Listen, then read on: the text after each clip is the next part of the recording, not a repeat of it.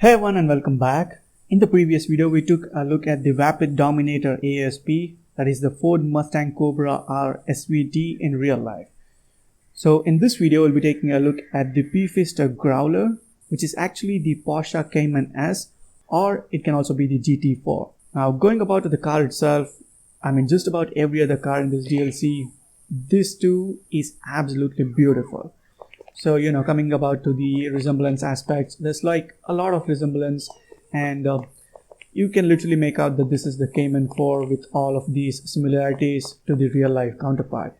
The body shape in itself, and when you come to the rear section, you can clearly make out that this is the newer version of the Cayman, just from the taillight itself. And also the single exit exhaust is also nice on this car, and yeah, the wheels is actually that of the 911 or the 992 Carrera, but they seem to have put that on this particular car. Now going to the interiors aspect of this, just like the other Porsche which we saw earlier, that is the Pfister, this too, has the exact same interior.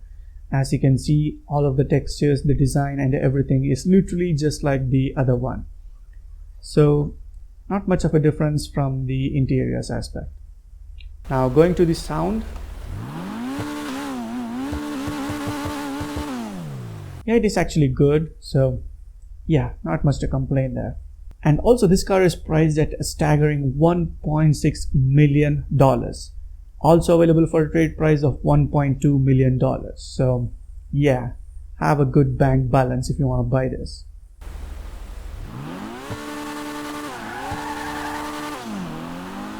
Coming to the initial stock speed and the handling, the acceleration and all those, it is quite okay, although the turning kind of seems a bit odd. Take a look at that. It kind of loses traction easily if you're at top speed or just about any other higher speed.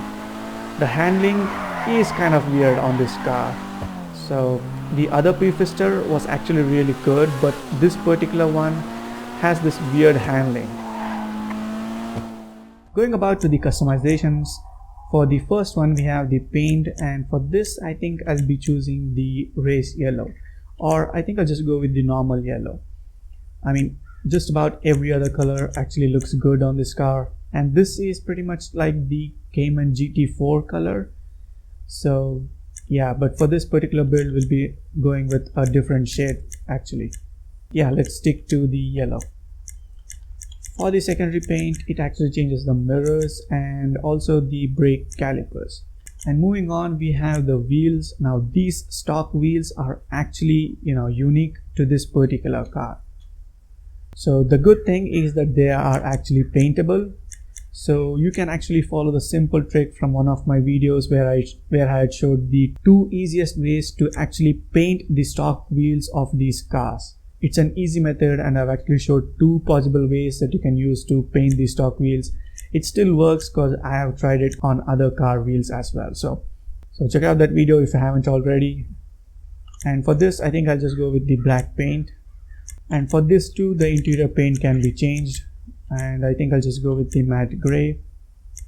Then moving on to the customizations, we have the spoiler at first, low level spoiler, the GT spoiler. These actually really look good. It's not like an overkill, so pretty decent looking wings. And these are the extreme wings. Yeah, bit too much I can say. So for this particular one, I think I'll be going with the street wing, or no, the GT wing. Yeah, somewhat like the real life Cayman GT4. So yeah, I think I'll just go with this one. Then we have the front bumpers. We have just three options: the street bumper, performance and the endurance. This, in my opinion, I don't like this. So the street bumper is also looking good, but I think this would suit for the off-road build. Yep, there is an off-road build for this particular car as well, so I'll show you the off-road bit once I completely customize this car. So for this particular build, I'll be going with the performance bumper. Then we have the rear bumpers. We have the smooth one, then we have the arch vented bumper, and we also have the dual version of that as well. But I think the smooth version actually looks really good, with the single vent. So I think I'll just go with that one. Then we have the side skirts, we have the primary extended skirts, the carbon version as well. We also have the rally versions and probably the race versions. So of all these, I think the carbon extended ones actually look good, sleek and nicely fitting to the car. And now moving on to the exhaust, we have got like a lot of options for just the exhaust. Now the updated one, that is the present one, actually has dual single exit exhaust, but this one, the car has the single exit exhaust. So yeah, and the expansive exhaust is somewhat much better. There's also the big bore exhaust option, but if it was a dual exhaust, I would have taken it. But single one, I'm kind of not digging it actually. The dual bore exhaust, yep, that is nice. The expansive is also nice, but the dual bore ones also does look good. So I'll just go with this one. Next we have the roll cage. If you're gonna be doing the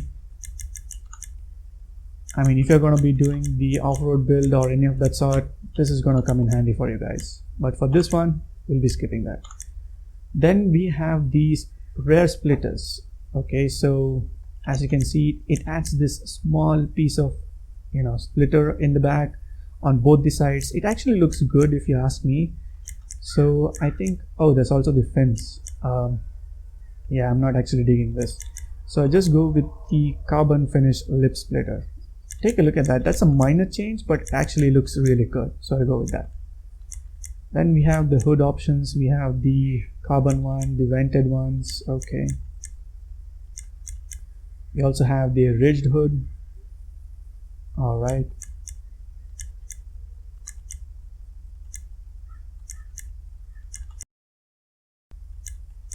Okay, so few other multiple options as well. And finally, the fog light one. Like I said earlier, you can actually do the off-road build for this as well. That's actually the official Porsche Cayman Rally build, in real life. So you can actually do, somewhat of a similar build in GTA Online as well. For this, I think I'll be sticking to the stock one. The ridged also actually does look good, but yeah, I think I'll just stick to the stock one for this. Then moving on to the mirrors, we have the primary as well as the carbon one. As usual, we'll be getting the carbon one. We also have the fender vents, but yeah, this would be useful for the off-road build.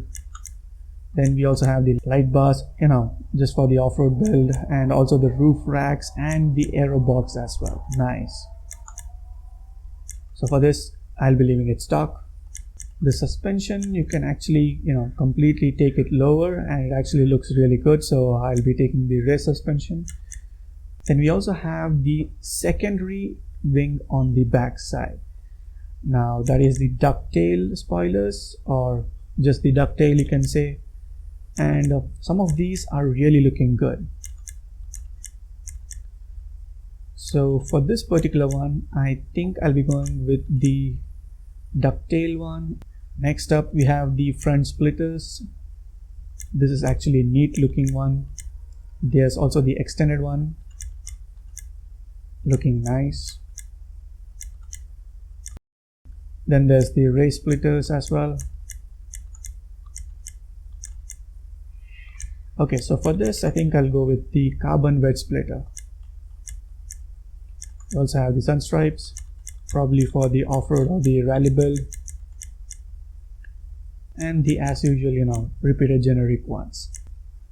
We also have the light glasses as well.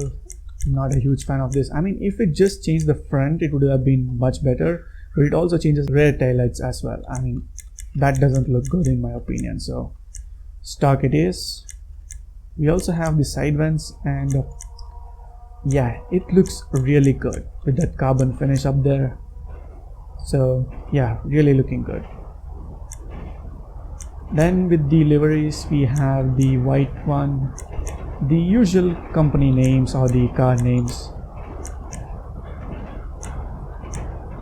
Now this Pfister stripe actually looks good. As you all know, I'm not a livery person, but this actually looks decent on this car, so I'll be going with this one. There's also a few others.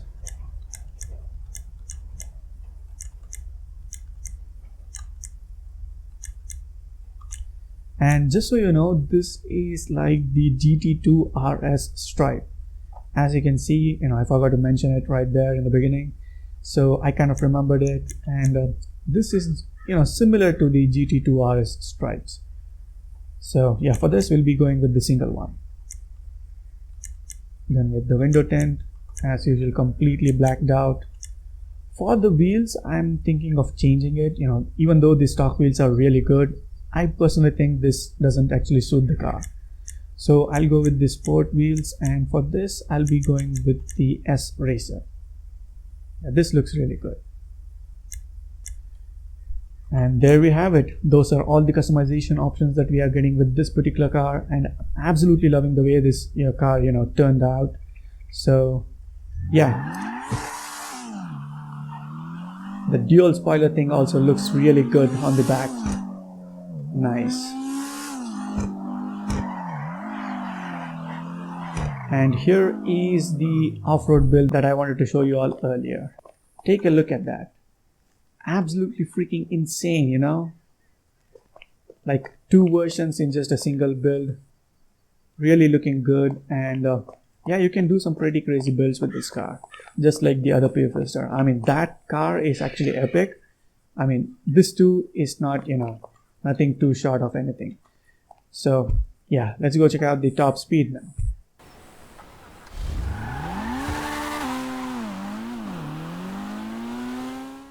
And here we are at the runway, and as usual, the first one is going to be a stock performance top speed, and the second round will be an upgraded performance top speed test. So let's go.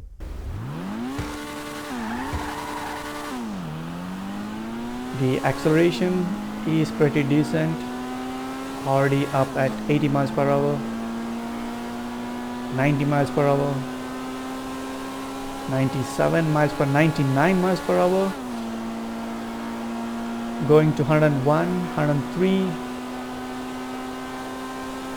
106, 108 miles per hour. That's freaking crazy. That's higher than the previous Emperor Vector, the Ubermark Cypher, and also close to the other Pfister. So freaking crazy, guys.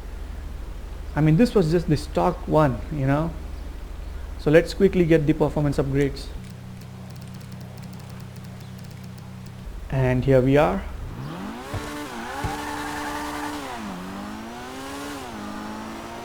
That's a crazy initial acceleration. That's a great improvement actually. Already surpassed 106 miles per hour, 110 miles per hour. That's freaking crazy. 115, 117. 120 miles per hour. That's freaking crazy, guys. Oh my god, that was actually more than the older Pfister that we tested, the Cayman S2.